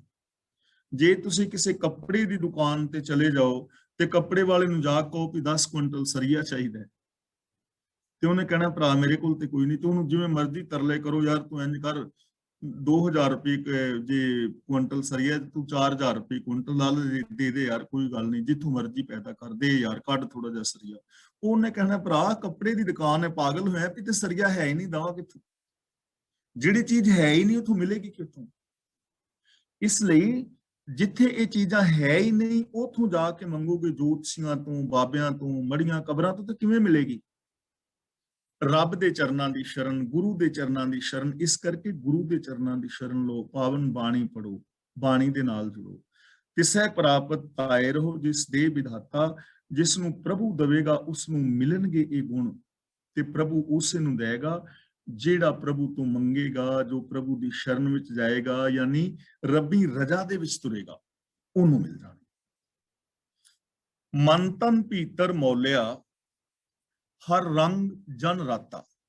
ਭੀਤਰ ਦਾ ਮਤਲਬ ਅੰਦਰ, ਮੌਲਿਆ ਦਾ ਮਤਲਬ ਖਿੜਿਆ ਹੈ, ਰੰਗ ਦਾ ਮਤਲਬ ਪਿਆਰ ਵਿੱਚ। ਰੰਗ ਦਾ ਮਤਲਬ ਹੁੰਦਾ ਹੈ ਪਿਆਰ। ਰੰਗ ਦੇ ਗੱਗੇ ਨਾਲ ਸਿਹਾਰੀ ਜਿੱਥੇ ਲੱਗੀ ਹੋਈ, ਉਹਦਾ ਮਤਲਬ ਰੰਗ ਵਿੱਚ। ਹੁਣ ਉਹ ਮਨੁੱਖ ਪ੍ਰਭੂ ਦੇ ਰੰਗ ਵਿੱਚ ਰੰਗਿਆ ਜਾਂਦਾ ਹੈ। ਹਰ ਰੰਗ ਜਨ ਰਾਤਾ, ਜਿਹੜਾ ਜਨ, ਜਿਹੜਾ ਪ੍ਰਭੂ ਦਾ ਦਾਸ, ਪ੍ਰਭੂ ਦੇ ਪ੍ਰੇਮ ਵਿੱਚ ਰੰਗਿਆ ਜਾਂਦਾ ਹੈ, ਆਪਣੀ ਸੋਚ ਨੂੰ ਪ੍ਰਭੂ ਦੇ ਪ੍ਰੇਮ ਵਿੱਚ ਰੰਗ ਲੈਂਦਾ ਹੈ, ਉਹਦਾ ਰਿਜ਼ਲਟ ਕੀ ਨਿਕਲਦਾ ਹੈ? ਮਨ ਤਨ ਭੀਤਰ ਮੌਲਿਆ। ਉਹ ਆਪਣੇ ਮਨ ਵਿੱਚ ਵੀ ਔਰ ਆਪਣੇ ਤਨ ਵਿੱਚ ਵੀ ਖਿੜਿਆ ਰਹਿੰਦਾ ਹੈ। ਮਨ ਕਰਕੇ ਵੀ ਔਰ ਤਨ ਕਰਕੇ ਵੀ। ਮੌਲਿਆ ਦਾ ਮਤਲਬ ਖਿੜਿਆ ਰਹਿੰਦਾ ਹੈ। ਉਹਦੇ ਅੰਦਰ ਵੀ ਚੜ੍ਹਦੀ ਕਲਾ ਹੈ, ਉਹਦੇ ਬਾਹਰ ਵੀ ਚੜ੍ਹਦੀ ਕਲਾ ਹੈ। ਉਹ ਅੰਦਰੋਂ ਵੀ ਖੁਸ਼ ਹੈ, ਉਹ ਬਾਹਰੋਂ ਵੀ ਖੁਸ਼ ਹੈ। ਉਹਦੀ ਜ਼ਿੰਦਗੀ ਵਿੱਚ ਬਨਾਵਟ ਨਹੀਂ ਹੈ। ਮਨ ਕਰਕੇ ਵੀ ਖੁਸ਼, ਤਨ ਕਰਕੇ ਵੀ ਖੁਸ਼। ਕੌਣ? ਹਰ ਰੰਗ ਜਨ ਰਾਤਾ, ਜਿਹੜਾ ਜਨ, ਜਿਹੜਾ ਪ੍ਰਭੂ ਦਾ ਪਿਆਰਾ, ਰੱਬੀ ਪ੍ਰੇਮ ਦੇ ਅੰਦਰ ਰੰਗਿਆ ਗਿਆ, ਜਿਹਨੇ ਆਪਣੇ ਆਪ ਨੂੰ ਰੱਬੀ ਪ੍ਰੇਮ ਵਿੱਚ ਰੰਗ ਲਿਆ, ਰੱਬੀ ਗੁਣਾਂ ਦੇ ਅੰਦਰ ਆਪਣੀ ਸੋਚ ਨੂੰ ਰੰਗ ਲਿਆ, ਉਹ ਮਨ ਔਰ ਤਨ ਕਰਕੇ ਮੌਲਿਆ ਹੋਇਆ ਹੈ, ਖਿੜਿਆ ਹੋਇਆ ਹੈ, ਚੜ੍ਹਦੀ ਕਲਾ ਵਿੱਚ। ਤਾਂ ਦੇਖੋ ਇਸ ਪੰਕਤੀ ਦੇ ਵਿੱਚੋਂ ਸਾਨੂੰ ਕਿੰਨੀ ਸੋਹਣੀ ਸੇਧ ਮਿਲ ਰਹੀ ਹੈ ਕਿ ਜੇ ਅਸੀਂ ਮਨ ਔਰ ਤਨ ਕਰਕੇ ਖੁਸ਼ ਰਹਿਣਾ ਚਾਹੁੰਦੇ ਹਾਂ, ਖਿੜੇ ਹੋਏ, ਬਸੰਤ ਬਹਾਰ ਸਾਡੀ ਜ਼ਿੰਦਗੀ ਵਿੱਚ ਬਣੀ ਰਹੇ, ਤਾਂ ਸਾਨੂੰ ਮਨ ਕਰਕੇ ਰੱਬੀ ਗੁਣਾਂ ਦੇ ਧਾਰਨੀ ਹੋ ਜਾਣਾ ਚਾਹੀਦਾ ਹੈ। ਰੱਬੀ ਗੁਣਾਂ ਦੇ ਨਾਲ ਸਾਨੂੰ ਪਿਆਰ ਪਾਉਣਾ ਚਾਹੀਦਾ ਹੈ। ਰੱਬੀ ਗੁਣਾਂ ਨੂੰ ਇੰਪਲੀਮੈਂਟ ਕਰਨਾ ਚਾਹੀਦਾ ਹੈ। ਅਸੀਂ ਵੀ ਮਨ ਔਰ ਤਨ ਕਰਕੇ ਸੁਖੀ ਔਰ ਸ਼ਾਂਤ ਹੋ ਜਾਵਾਂਗੇ। ਸਾਧ ਸੰਗ ਗੁਣ ਗਾਇਆ ਸਭ ਦੋਖੇ ਖਾਤਾ। ਸਾਧ ਸੰਗ ਦਾ ਮਤਲਬ ਗੁਰੂ ਦੀ ਸ਼ਰਨ ਵਿੱਚ, ਸਾਧ ਸੰਗ ਗੁਰੂ ਦੀ ਸ਼ਰਨ। ਗੁਣ ਗਾਇਆ ਦਾ ਮਤਲਬ ਜੋ ਗੁਣ ਗਾਉਂਦਾ ਹੈ। ਸਭ ਦੋਖੇ ਦਾ ਮਤਲਬ ਐਬ, ਖਾਤਾ ਦਾ ਮਤਲਬ ਖਾਦੇ ਜਾਂਦੇ ਨੇ, ਨਾਸ ਕਰ ਲੈਂਦਾ। ਜਿਵੇਂ ਜਿਵੇਂ ਪ੍ਰਭੂ ਦੀ ਸ਼ਰਨ ਵਿੱਚ ਕੋਈ ਗੁਣ ਗਾਉਂਦਾ ਹੈ, ਤਿਉਂ ਉਹ ਸਾਰੇ ਵਿਕਾਰਾਂ ਨੂੰ, ਐਬਾਂ ਨੂੰ ਆਪਣੀ ਜ਼ਿੰਦਗੀ ਚੋਂ ਮਿਟਾ ਲੈਂਦਾ।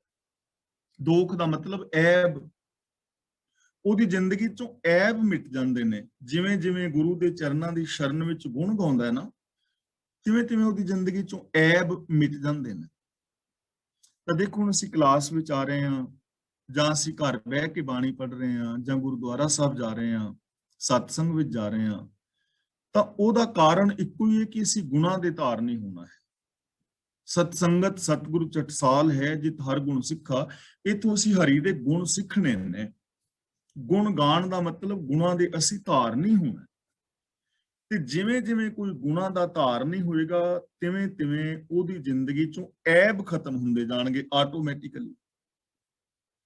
ਜੇ ਕੋਈ ਸੱਚ ਬੋਲਣਾ ਸ਼ੁਰੂ ਕਰ ਦੇਗਾ ਤਾਂ ਝੂਠ ਆਟੋਮੈਟਿਕਲੀ ਖਤਮ ਹੋ ਜਾਏਗਾ। ਜੇ ਕੋਈ ਪਿਆਰ ਔਰ ਨਿਮਰਤਾ ਦੇ ਨਾਲ ਰਹਿਣਾ ਸ਼ੁਰੂ ਕਰ ਦੇਗਾ ਤਾਂ ਉਹਦੀ ਜ਼ਿੰਦਗੀ ਚੋਂ ਈਗੋ ਔਰ ਗੁੱਸਾ ਆਟੋਮੈਟਿਕਲੀ ਖਤਮ ਹੋ ਜਾਏਗਾ।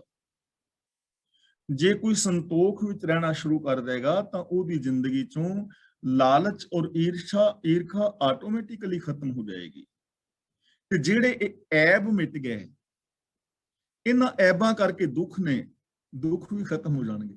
ਨਾਨਕ ਭਗਤਾਂ ਸਦਾ ਵਿਗਾਸ, ਸੁਣੈ ਦੁਖ ਪਾਪ ਕਾ ਨਾਸ।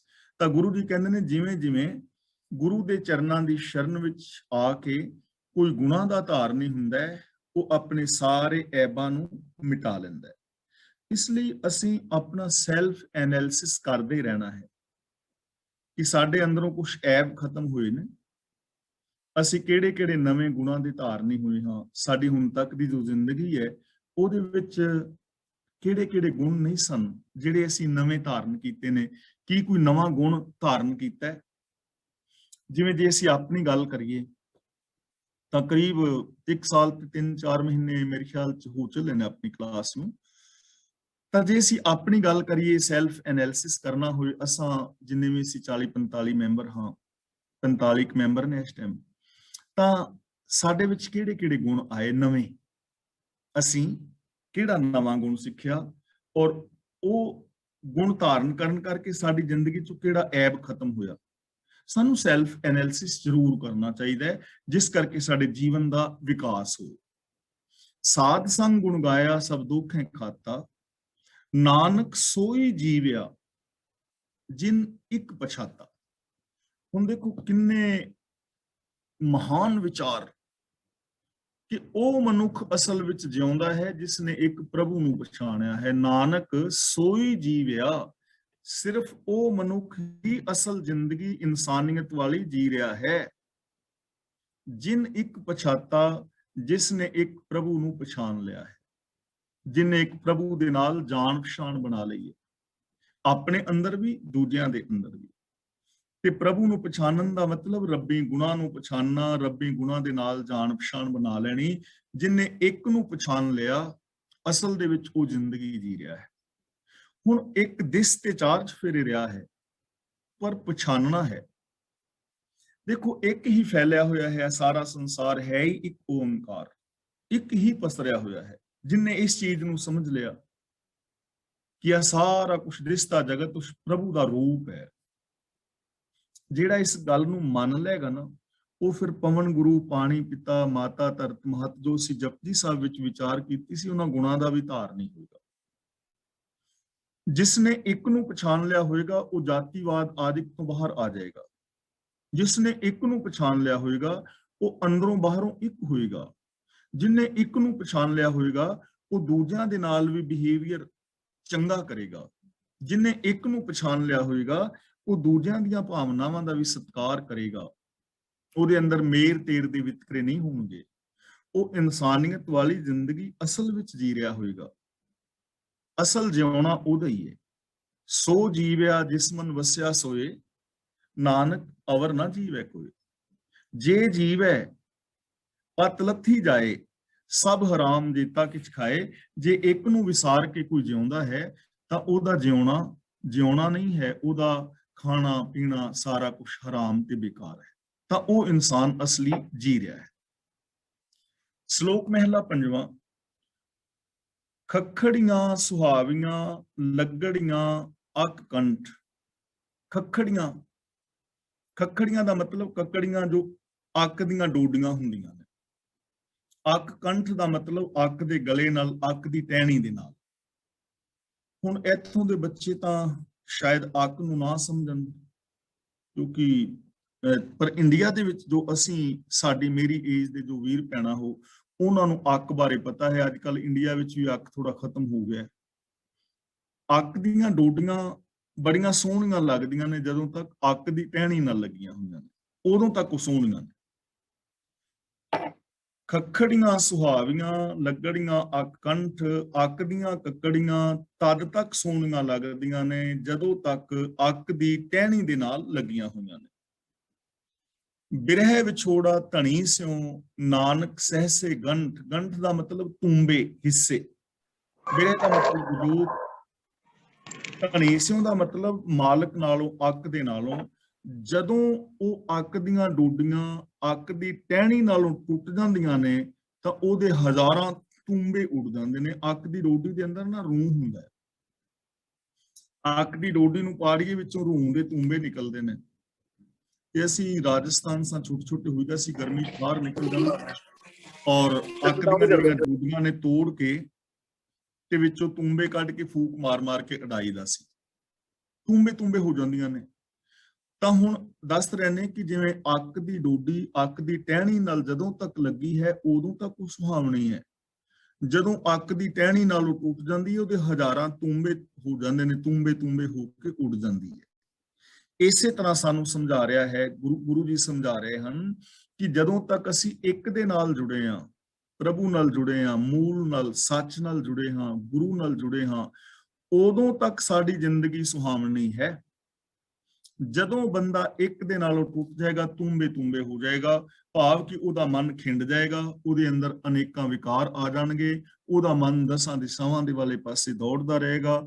ਕਬਹੂ ਜੀੜਾ ਊਬ ਚੜਤ ਹੈ, ਕਬਹੂ ਜਾਏ ਪਿਆਲੇ, ਲੋਭੀ ਜੀੜਾ ਥਿਰ ਨਾ ਰਹਿਤ ਹੈ, ਚਾਰੇ ਕੁੰਡਾ ਪਾਲੇ। ਉਹਦੇ ਸੁੱਖ ਤੂੰਬੇ ਹੋ ਜਾਣਗੇ, ਉਹਦੀ ਇਨਸਾਨੀਅਤ ਤੂੰਬੇ ਹੋ ਜਾਏਗੀ, ਭਾਵ ਕਿ ਉਹਦੇ ਅੰਦਰ ਸੁੱਖ ਸ਼ਾਂਤੀ ਆਦਿਕ ਨਹੀਂ ਰਹਦੇ। ਮਹਿਲਾ ਪੰਜਵਾਂ।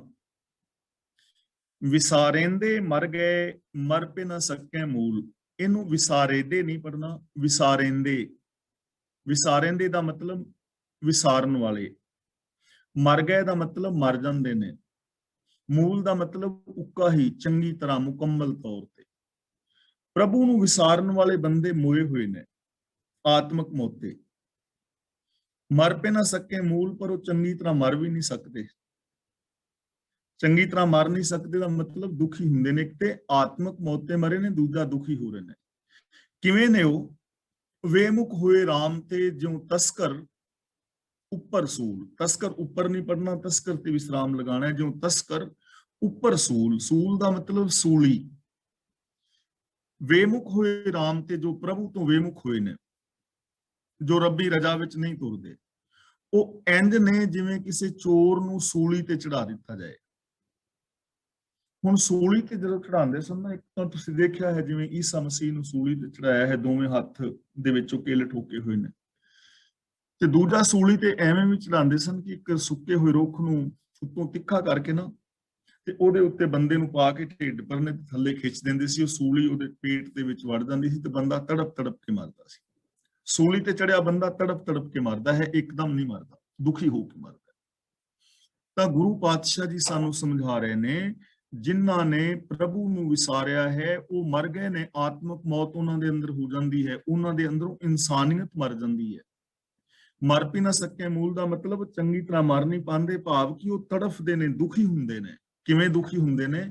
ਜਿਵੇਂ ਚੋਰ ਨੂੰ ਸੂਲੀ ਤੇ ਚੜਾਇਆ ਹੋਏ ਤੇ ਉਹ ਤੜਫ ਕੇ ਮਰਦਾ ਹੈ, ਇਸੇ ਤਰ੍ਹਾਂ ਉਹ ਇਨਸਾਨ ਜੀਵਨ ਦੇ ਅੰਦਰ ਦੁਖੀ ਹੁੰਦੇ ਨੇ, ਵਿਕਾਰਾਂ ਕਰਕੇ ਤੜਫਦੇ ਨੇ, ਮਾਨਸਿਕ ਅਸ਼ਾਂਤੀ ਸਹਾਰਦੇ ਨੇ, ਨਾਲ ਉਹਨਾਂ ਦੀ ਅੰਦਰੋਂ ਜ਼ਮੀਰ ਵੀ ਮਰ ਜਾਂਦੀ ਹੈ, ਇਨਸਾਨੀਅਤ ਵੀ ਮਰ ਜਾਂਦੀ ਹੈ। ਪੌੜੀ ਸੁਖ ਨਿਧਾਨ ਪ੍ਰਭ ਏਕ ਹੈ ਅਬਿਨਾਸ਼ੀ ਸੁਣਿਆ। ਸੁਣਿਆ ਦਾ ਮਤਲਬ ਸੁਣੀ ਦਾ ਹੈ। ਸੁਖ ਨਿਧਾਨ ਦਾ ਮਤਲਬ ਸੁੱਖਾਂ ਦਾ ਖਜ਼ਾਨਾ। ਸੁੱਖਾਂ ਦਾ ਖਜ਼ਾਨਾ ਸਿਰਫ ਇੱਕੋ ਹੀ ਸੁਣਿਆ ਜਾਂਦਾ ਹੈ ਕਿ ਪ੍ਰਭੂ ਇੱਕ ਹੈ ਤੇ ਉਹ ਇੱਕ ਪ੍ਰਭੂ ਹੀ ਸੁੱਖਾਂ ਦਾ ਖਜ਼ਾਨਾ ਹੈ। ਇਹ ਗੱਲ ਸੁਣੀ ਜਾਂਦੀ ਹੈ, ਇਹ ਗੱਲ ਪੱਕੀ ਹੈ ਕਿ ਇੱਕ ਪ੍ਰਭੂ ਹੀ ਸੁੱਖਾਂ ਦਾ ਖਜ਼ਾਨਾ ਹੈ। ਯਾਨੀ ਰੱਬ ਦੀ ਰਜ਼ਾ ਵਿੱਚ ਤੁਰਨਾ ਔਰ ਰੱਬੀ ਗੁਣਾਂ ਨੂੰ ਗਾਣਾ ਹੀ ਸੁੱਖਾਂ ਦਾ ਖਜ਼ਾਨਾ ਹੈ, ਸੁੱਖਾਂ ਦਾ ਮੂਲ ਹੈ। ਜੇ ਇੱਕ ਨਾਲੋਂ ਟੁੱਟ ਜਾਓਗੇ, ਅੰਦਰੋਂ ਬਾਹਰੋਂ ਇੱਕ ਨਹੀਂ ਰਹੋਗੇ, ਵਿਹਾਰ ਬੰਦਾ ਦੂਜਿਆਂ ਨਾਲ ਇੱਕ ਜੈਸਾ ਨਹੀਂ ਕਰੇਗਾ, ਸੱਚ ਦੇ ਨਾਲ ਨਹੀਂ ਜੁੜੇਗਾ, ਤਾਂ ਉਹ ਇਨਸਾਨ ਸੁਖੀ ਨਹੀਂ ਰਹੇਗਾ। ਇੱਕ ਹੀ ਸਾਰੇ ਸੁੱਖਾਂ ਦਾ ਖਜ਼ਾਨਾ ਹੈ। ਜਲ ਥਲ ਮਹੀਲ ਪੂਰਿਆ, ਘਟ ਘਟ ਹਰ ਭਣਿਆ। ਭਣਿਆ ਦਾ ਮਤਲਬ ਬੋਲਿਆ ਜਾਂਦਾ ਹੈ, ਕਿਹਾ ਜਾਂਦਾ ਹੈ। ਜਲ ਥਲ ਦਾ ਮਤਲਬ ਜਲ ਵਿੱਚ ਵੀ, ਥਲ ਵਿੱਚ ਵੀ, ਧਰਤੀ ਵਿੱਚ ਵੀ, ਧਰਤੀ ਦੇ ਤਲ ਤੇ ਵੀ, ਭਾਵ ਹਰ ਥਾਂ ਦੇ ਅੰਦਰ ਪੂਰਿਆ ਦਾ ਮਤਲਬ ਪਰਿਪੂਰਨ ਹੈ। ਜਲ ਵਿੱਚ ਵੀ, ਥਲ ਵਿੱਚ ਵੀ, ਆਕਾਸ਼ ਵਿੱਚ ਵੀ, ਧਰਤੀ ਤੇ ਵੀ, ਪੌਣ ਪਾਣੀ ਬੈਸੰਤਰ, ਭਾਵ ਕਣ ਕਣ ਦੇ ਅੰਦਰ ਪਰਿਪੂਰਨ ਹੈ। ਘਟ ਘਟ ਹਰ ਭਣਿਆ, ਘਟ ਘਟ ਦਾ ਮਤਲਬ ਹਰ ਹਿਰਦੇ ਵਿੱਚ, ਭਣਿਆ ਦਾ ਮਤਲਬ ਬੋਲਿਆ ਜਾਂਦਾ ਹੈ, ਉਹ ਕਿਹਾ ਜਾਂਦਾ ਹੈ ਕਿ ਉਹ ਹਰ ਘਟ ਦੇ ਅੰਦਰ ਹੈ। ਸਾਰੇ ਇਹ ਲੋਕ ਕਹਿੰਦੇ ਨੇ ਕਿ ਉਹ ਹਰ ਹਿਰਦੇ ਦੇ ਅੰਦਰ ਵਸ ਰਿਹਾ ਹੈ। ਤਾਂ ਇਹਦਾ ਮਤਲਬ ਹਰ ਇੱਕ ਦੇ ਅੰਦਰ ਇਹ ਸੰਭਾਵਨਾ ਹੈ ਕਿ ਉਹ ਰੱਬ ਵਰਗਾ ਹੋ ਕੇ ਜੀਵੇ। ਊਚ ਨੀਚ ਸਭ ਇੱਕ ਸਮਾਨ, ਕੀਟ ਹਸਤੀ ਬਣਿਆ। ਕੀਟ ਦਾ ਮਤਲਬ ਕੀੜਾ, ਹਸਤੀ ਦਾ ਮਤਲਬ ਹਾਥੀ, ਊਚ ਨੀਚ ਦਾ ਮਤਲਬ ਉੱਚੇ ਨੀਵੇਂ, ਇੱਕ ਸਮਾਨ ਦਾ ਮਤਲਬ ਇੱਕੋ ਤਰ੍ਹਾਂ। ਉੱਚੇ ਨੀਵੇਂ ਸਭ ਜੀਵਾਂ ਦੇ ਵਿੱਚ ਇੱਕੋ ਤਰ੍ਹਾਂ ਵਰਤ ਰਿਹਾ ਹੈ। ਕੀਟ ਹਸਤੀ ਬਣਿਆ ਦਾ ਮਤਲਬ ਕੀੜੀ ਤੋਂ ਲੈ ਕੇ ਹਾਥੀ ਤੱਕ ਸਭ ਜੀਵ ਉਹਦੀ ਬਣਤਰ ਵਿੱਚ ਹੀ ਬਣੇ ਨੇ, ਉਹਨਾਂ ਦੇ ਵਿੱਚ ਉਹ ਹੀ ਵਸ ਰਿਹਾ। ਉੱਚੇ ਨੀਵੇਂ, ਕੀੜੀ, ਹਾਥੀ, ਨਿਮਾਣੇ ਹੰਕਾਰੀ, ਸਾਰਿਆਂ ਦੇ ਅੰਦਰ ਉਹ ਵਸ ਰਿਹਾ ਹੈ। ਇੱਕ ਰਸ ਵਸ ਰਿਹਾ ਹੈ, ਇੱਕੋ ਹੀ ਵਸ ਰਿਹਾ ਹੈ। ਹੁਣ ਦੇਖੋ, ਜੇ ਅਸੀਂ ਇਸ ਚੀਜ਼ ਨੂੰ ਦੇ ਉੱਤੇ ਵਿਸ਼ਵਾਸ ਲੈ ਆਈਏ, ਈਮਾਨ ਲੈ ਆਈਏ, ਤਾਂ ਸਾਡੀ ਕਿੰਨੀ ਵੱਡੀ ਸਮੱਸਿਆ ਸੋਲਵ ਹੋ ਜਾਂਦੀ ਹੈ ਕਿ ਰੱਬ ਕਿਤੇ ਉੱਤੇ ਆਕਾਸ਼ ਵਿੱਚ ਬੈਠਾ ਹੈ, ਜੰਨਤ ਵਿੱਚ, ਦੋਜ਼ਖ ਵਿੱਚ, ਜਾਂ ਕਿਤੇ ਕਿਤੇ। ਤਾਂ ਉਹ ਸਾਰਾ ਕੁਝ ਸਾਡਾ ਭਰਮ ਮਿਟ ਜਾਂਦਾ ਹੈ, ਕਿਉਂਕਿ ਹਰ ਹਿਰਦੇ ਦੇ ਵਿੱਚ ਵਸ ਰਿਹਾ ਹੈ। ਜ਼ਰੂਰਤ ਤਾਂ ਉਹਨੂੰ ਅਨੁਭਵ ਕਰਨ ਦੀ ਹੈ, ਜ਼ਰੂਰਤ ਤਾਂ ਉਹਦੇ ਗੁਣਾਂ ਦੇ ਨਾਲ ਜੁੜਨ ਦੀ ਹੈ। ਮੀਤ ਸਖਾ ਸੁਤ ਬੰਧਿਪੋ, ਸਭ ਤਿਸ ਤੇ ਜਣਿਆ। ਜਣਿਆ ਦਾ ਮਤਲਬ ਪੈਦਾ ਕੀਤੇ। ਮਿੱਤਰ, ਸਾਥੀ, ਪੁੱਤਰ, ਸੰਬੰਧੀ, ਸਾਰੇ ਉਸ ਪ੍ਰਭੂ ਦੇ ਪੈਦਾ ਕੀਤੇ ਹੋਏ ਨੇ। ਸਾਖਾ ਦਾ ਮਤਲਬ ਸਾਥੀ, ਮੀਤ ਦਾ ਮਤਲਬ ਮਿੱਤਰ, ਸੁਤ ਦਾ ਮਤਲਬ ਧੀਆਂ ਪੁੱਤਰ, ਬੰਧਪੋ ਦਾ ਮਤਲਬ ਰਿਸ਼ਤੇਦਾਰ। ਸਾਰੇ ਮਿੱਤਰ, ਸਾਥੀ, ਪੁੱਤਰ, ਸੰਬੰਧੀ ਸਭ ਪ੍ਰਭੂ ਦੇ ਪੈਦਾ ਕੀਤੇ ਨੇ। ਹੁਣ ਜੇ ਇਸ ਗੱਲ ਨੂੰ ਅਸੀਂ ਮੰਨੀਏ ਕਿ ਪ੍ਰਭੂ ਦੇ ਪੈਦਾ ਕੀਤੇ ਨੇ ਤੇ ਪ੍ਰਭੂ ਸਾਡਾ ਸਾਰਿਆਂ ਦਾ ਮਾਂ-ਬਾਪ ਹੈ, ਤੇ ਜੇ ਤੁਸੀਂ ਆਪਣੇ ਗਮਲਿਆਂ ਦੇ ਵਿੱਚ ਫੁੱਲ ਲਗਾਏ ਹੋਣ ਤੇ ਕੋਈ ਤੁਹਾਡੇ ਗਮਲਿਆਂ ਦੇ ਫੁੱਲਾਂ ਨੂੰ ਪੁੱਟ ਕੇ ਲੈ ਜਾਏ, ਜਾਂ ਤੁਹਾਡੇ ਸਾਹਮਣੇ ਪੁੱਟ ਦੇਵੇ, ਜਾਂ ਗਮਲੇ ਤੋੜ ਦੇਵੇ, ਤਾਂ ਕੀ ਫੀਲ ਕਰੋਗੇ?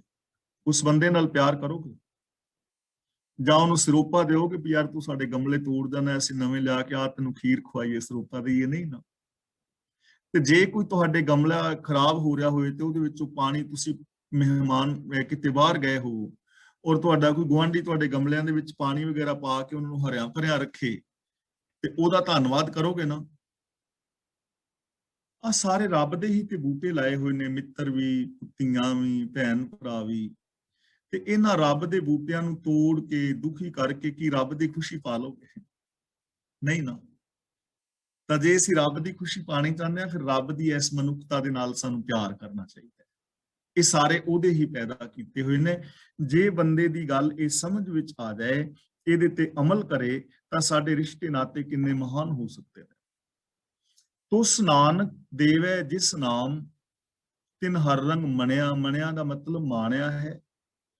ਤੁਸ ਦਾ ਮਤਲਬ ਤਰੁੱਠ ਕੇ। ਨਾਨਕ ਦੇਵੇ ਦਾ ਮਤਲਬ ਨਾਨਕ ਦਿੰਦਾ ਹੈ, ਗੁਰੂ ਦਿੰਦਾ ਹੈ। ਤਾਂ ਗੁਰੂ ਪਾਤਸ਼ਾਹ ਜੀ ਕਹਿੰਦੇ ਨੇ ਕਿ ਪ੍ਰਭੂ ਤੁੱਠ ਕੇ ਜਿਸ ਨੂੰ ਨਾਮ ਦਿੰਦਾ ਹੈ, ਉਹਨੇ ਹਰੀ ਨਾਮ ਦਾ ਰੰਗ ਮਾਣਿਆ ਹੈ। ਨਾਮ ਦਾ ਮਤਲਬ ਹੁਕਮ, ਨਾਮ ਦਾ ਮਤਲਬ ਗੁਣ। ਜਿਹਨੂੰ ਰੱਬ ਰਹਿਮਤ ਕਰਕੇ ਹੁਕਮ ਦੇ ਅੰਦਰ ਰਜ਼ਾ ਦੇ ਵਿੱਚ ਤੁਰਨ ਦੀ ਸੂਝ ਬਖਸ਼ਦਾ ਹੈ ਔਰ ਜਿਸ ਨੂੰ ਗੁਣਾਂ ਦੀ ਦਾਤ ਬਖਸ਼ਦਾ ਹੈ, ਉਹਨਾਂ ਨੇ ਪ੍ਰਭੂ ਦੇ ਮਿਲਾਪ ਦਾ ਆਨੰਦ ਮਾਣਿਆ ਹੈ। ਤਾਂ ਇਹਦਾ ਮਤਲਬ ਅਸੀਂ ਪ੍ਰਭੂ ਦੀ ਜੇ ਪ੍ਰਸੰਨਤਾ ਹਾਸਲ ਕਰਨੀ ਚਾਹੁੰਦੇ ਹਾਂ ਤਾਂ ਫਿਰ ਉਹਦੇ ਵਾਸਤੇ ਇੱਕ ਹੀ ਨਿਯਮ ਹੈ, ਰੱਬੀ ਰਜ਼ਾ ਦੇ ਅੰਦਰ ਤੁਰਨਾ ਔਰ ਪ੍ਰਭੂ ਦੇ ਗੁਣਾਂ ਦੇ ਧਾਰਨੀ ਹੋਣਾ। ਜੇ ਅਸੀਂ ਐਸੀ ਜ਼ਿੰਦਗੀ ਜੀਂਦੇ ਹਾਂ ਤਾਂ ਅਸੀਂ ਵੀ ਉਸ ਆਨੰਦ ਨੂੰ ਮਾਣ ਸਕਦੇ ਹਾਂ। ਤਾਂ ਗੁਰੂ ਪਾਤਸ਼ਾਹ ਜੀ ਰਹਿਮਤ ਔਰ ਬਖਸ਼ਿਸ਼ ਕਰਨ, ਅਸੀਂ ਗੁਰੂ ਜੀ ਦੀ ਪਾਵਨ ਬਾਣੀ ਆਪ ਪੜ੍ਹੀਏ, ਗੁਰਬਾਣੀ ਦੀ ਵਿਚਾਰ ਕਰੀਏ ਔਰ ਗੁਰਬਾਣੀ ਮੁਤਾਬਕ ਜ਼ਿੰਦਗੀ ਜੀ ਕੇ ਆਪਣੇ ਜੀਵਨ ਨੂੰ ਸਫਲ ਔਰ ਸੁਚੱਜਾ ਕਰੀਏ। ਇਸ ਸੰਸਾਰ ਨੂੰ ਸਵਰਗ ਬਣਾਉਣ ਦੀ ਟਰਾਈ ਕਰੀਏ ਔਰ ਦੁਨੀਆ ਦੇ ਹਰ ਇਨਸਾਨ ਤੱਕ ਸਾਹਿਬ ਸ੍ਰੀ ਗੁਰੂ ਨਾਨਕ ਪਾਤਸ਼ਾਹ ਜੀ ਦਾ ਇਹ ਸੰਦੇਸ਼ ਪਹੁੰਚਾਉਣ ਦਾ ਯਤਨ ਕਰੀਏ। ਇਹ ਸਾਡਾ ਹੱਕ ਵੀ ਹੈ, ਸਾਡਾ ਫਰਜ਼ ਵੀ ਹੈ। ਹੋਈਆਂ ਭੁੱਲਾਂ ਦੀ ਖਿਮਾ,